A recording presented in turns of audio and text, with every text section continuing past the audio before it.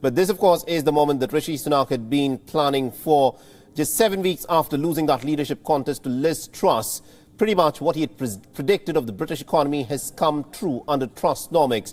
And now Rishi Sunak will be the leader of the Tory party, and he'll also be the Prime Minister of Britain. And with this, he also becomes the first Prime Minister of British Asian origin who will be at 10 Downing Street running the affairs of Britain. And this, remember, is a big, big moment in British politics. And what Britain is looking at this point of time is for some level of political stability and also some strong leadership that can in many ways navigate Britain through this difficult period of winter that is forthcoming in the next few weeks.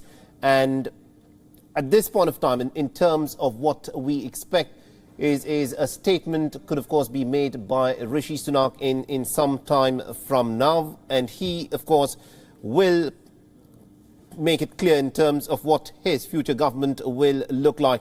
Now, Alex, my colleague from London, I'm told, is back with us on the line. Now, Alex, we are looking at the statement that has been put out by Penny Mordaunt, where she said that it is important at this point of time, in these unprecedented times, that Britain should have a strong leadership that can take Britain through this difficult financial crisis that Britain is facing. And she says that she will now be backing Rishi Sunak. What are you picking up from your sources? Why did Penny Mordaunt decide to drop out virtually at the last minute? Well, from what we understand now, also Sir Graham Brady, who is the head of the 1922 committee, said that there actually was only one valid leadership nomination, which means that Penny Mordaunt did not reach 100 MPs that were backing her. So it looks like she conceded because she didn't get as many nominations as she thought she had. That 90 MPs backing her that we heard bandied about all over today may have been accurate, but she did not get the 100 MP nominations, as Sir Graham Brady has now confirmed, saying that there was only one valid nomination to the leader of the Conservative Party. So then Rishi Sunak will become a Prime Minister, and he will be giving a speech shortly. Absolutely, indeed. This is what is being reported, that Rishi Sunak is expected to address the members of Parliament roughly at about 2:30 p.m. British Standard Time. We'll, of course, hear from him in another 20-odd minutes from now, and it'll be very interesting to hear as to what he, of course, has got to say to the members of Parliament during these unprecedented times and also these difficult times for British politics and also for British economy. And also, Alex, this is a contest now that's done and dusted. Rishi Sunak will be the next Prime Minister. At this point of time, is it, it's difficult to predict as to how things will look like in Rishi Sunak's cabinet, but will Penny Mordaunt, do you think, be a part of Rishi Sunak's cabinet now that she too has said that she'll be backing him?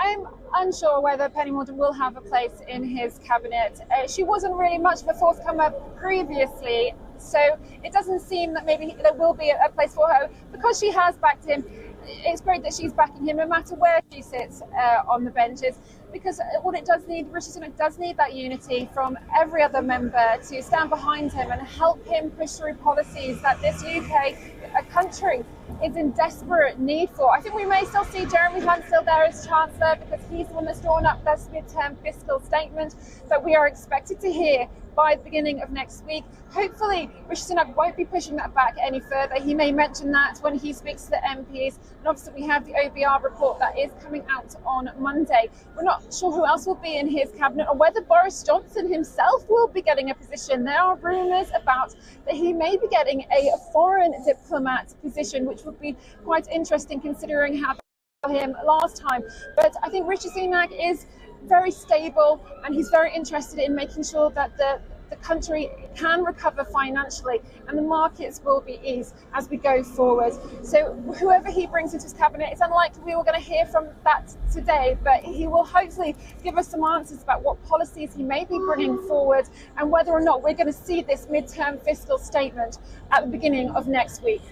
Absolutely, indeed. And also tell us a bit about, what we can expect in terms of some of the key policy decisions that Rishi Sunak may take. Well, a lot of his his policies were pushed forward during the hustings. We heard from him over and over again that borrowing our way out of debt is not a good idea. He didn't really want to lower or get rid of any of the tax cuts. Of course, national insurance has now gone through legislation, so that can't be changed. But some of the other policies was about trying to get us on a more even field. We did hear, again, back in the hustings, that he wanted to try and get rid of some of our COVID debt. So we put a lot of money into the furlough scheme, and he was looking to try and pay some of that interest off. But now, of course, the markets have fallen. We've also seen inflation rise and interest rates rise as well. So he has to try and adjust what his policies were. But he is very keen to make sure that the country can run and that it is stable. And he will be looking to try and add some extra, or potentially trying to add some extra benefits to those on low family incomes, because he's the one that put them in place originally. Don't forget, he was the chancellor, so he has access to what the country was looking like previously financially. So he probably will be looking to adjust some of those changes that he wanted to bring in when he went through the hustings with Liz Truss only, well, a matter of weeks ago, really. So it will be for his cabinet to come together and to take some of those policies forward. I think for the UK public, we're not going to see a huge change of suddenly food prices are going to be much lower, suddenly petrol prices. We are still dealing with a lot of external factors here, but we will be looking to Rishi Sunak and his new cabinet to see how we can try and get rid of some of that £30 billion of borrowing costs that we have, and try and get some of that debt down so that we can look forward to long-term, hopeful stability. Absolutely, indeed. These are some of the issues that we'll be looking at very, very closely indeed. And we, of course, expect Rishi Sunak to, of course, address the members of Parliament, especially of the Tory party, in about another 15-odd minutes from now. But this is the big breaking news of the moment. Rishi Sunak, just 7 weeks after he lost the leadership contest to Liz Truss, is now going to be the next Prime Minister of Britain. He'll also be, with this, the first British Asian Prime Minister who will be heading the country. But his leadership has, of course, come at a very difficult time for people in Britain.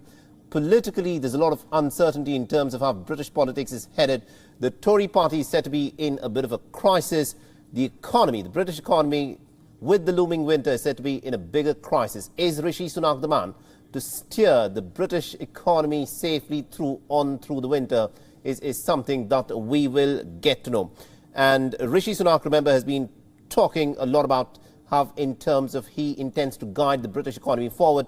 He predicted that Trussnomics would be a disaster, in which he was, of course, proven right, where the British markets went into a bit of a tailspin after Kwasi Kwarteng, of course, announced that mini budget.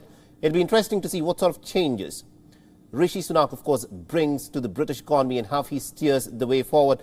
And it's at this point of time, it's difficult to predict as to what the shape of Rishi Sunak's cabinet will look like. Will he persist with the earlier older faces, or will he want a complete revamp of his inner team with which he'll be working in as the cabinet? These are still things that are not clear. But what is clear is that Penny Mordaunt, in just the last few moments, put out that statement that she's withdrawing from the leadership contest, and has said that she, of course, is backing Rishi Sunak, which has now made him officially the leader of the Tory party. And according to reports that are now coming in, Rishi Sunak could in fact become the Prime Minister by as early as tomorrow. This is what is now being said in terms of the reports that have now started to emerge.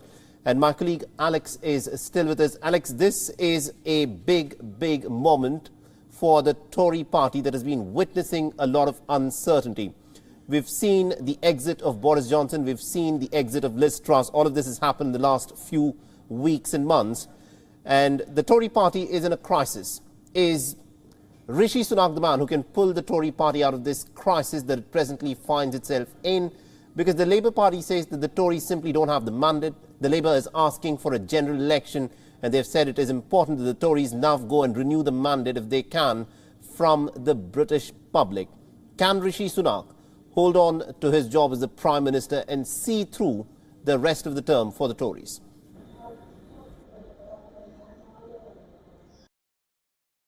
I really would like to see a Prime Minister continued one Prime Minister until the actual general election, which is in a couple of years from now.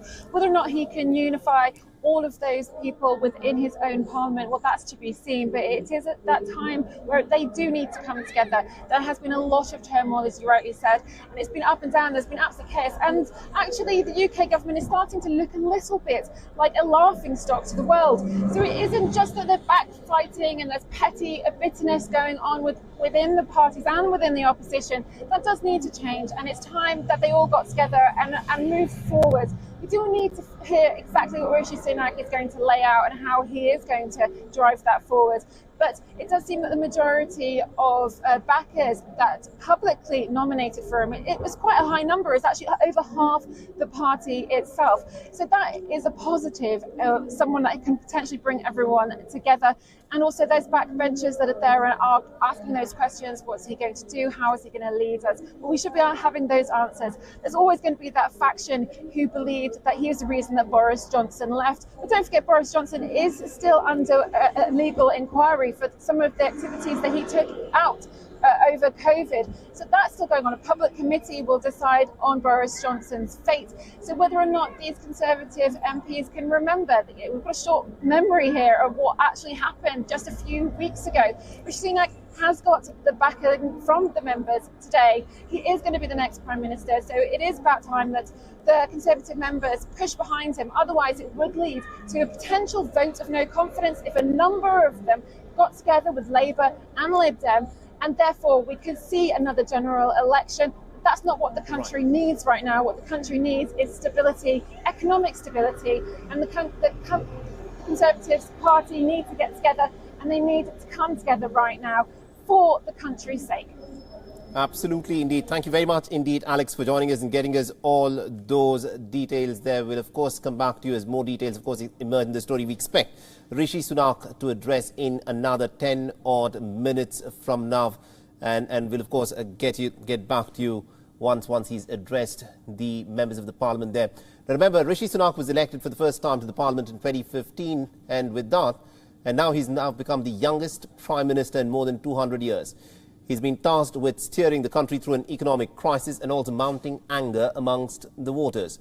It's a remarkable return for Rishi Sunak, who lost the leadership bid to Liz Truss less than 2 months ago, when he was accused by some within the Conservative Party of bringing down their hero, Boris Johnson. Now, Rishi Sunak also happens to be one of the wealthiest politicians in Westminster, and he enters 10 Downing Street, and he needs to make some deep public spending cuts to stem a fiscal crisis, as well as tackling a cost of living crunch, and also a winter of strikes and the Russian war that is raging on in Ukraine. These are some of the challenges that Rishi Sunak will, of course, have to address, and he'll have to hit the ground running as he takes charge at 10 Downing Street.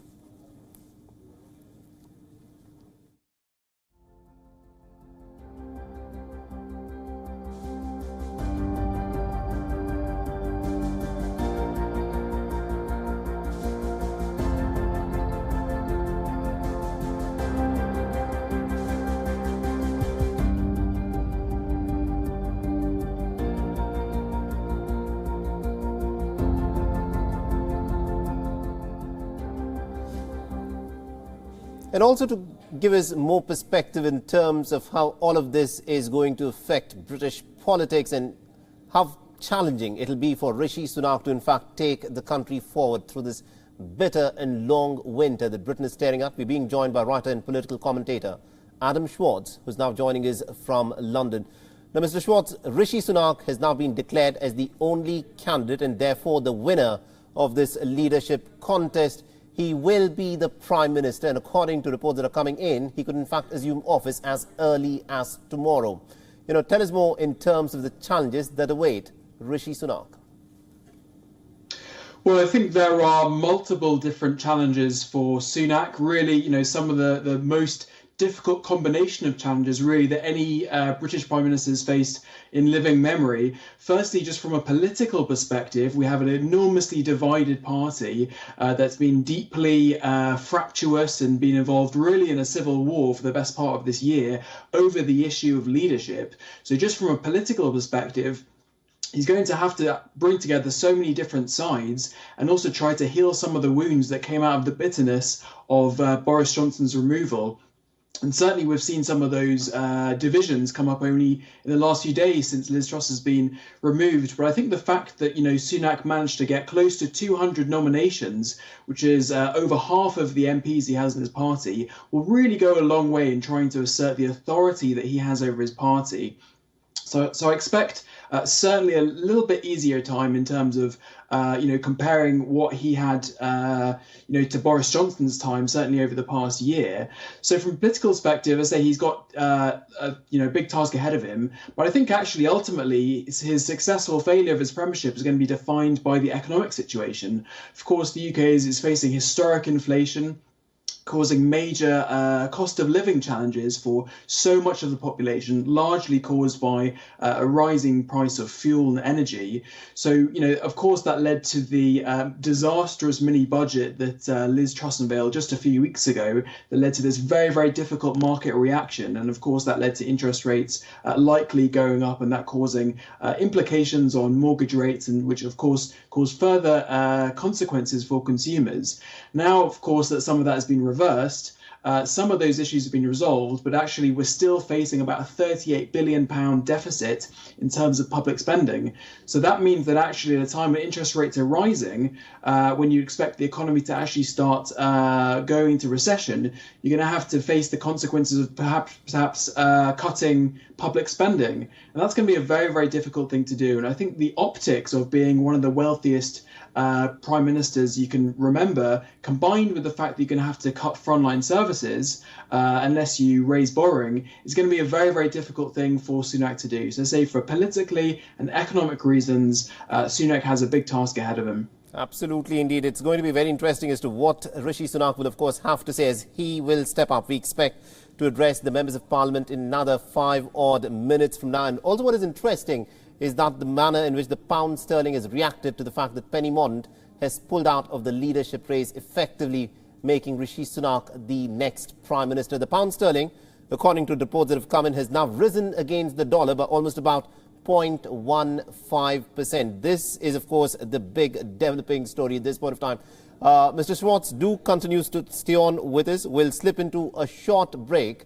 But on the other side, we'll of course be tracking this big developing story that is unfolding in Britain, where Rishi Sunak will be the next Prime Minister of Britain. He's won this election, this contest to be the next leader, 10 Downing Street, hands down.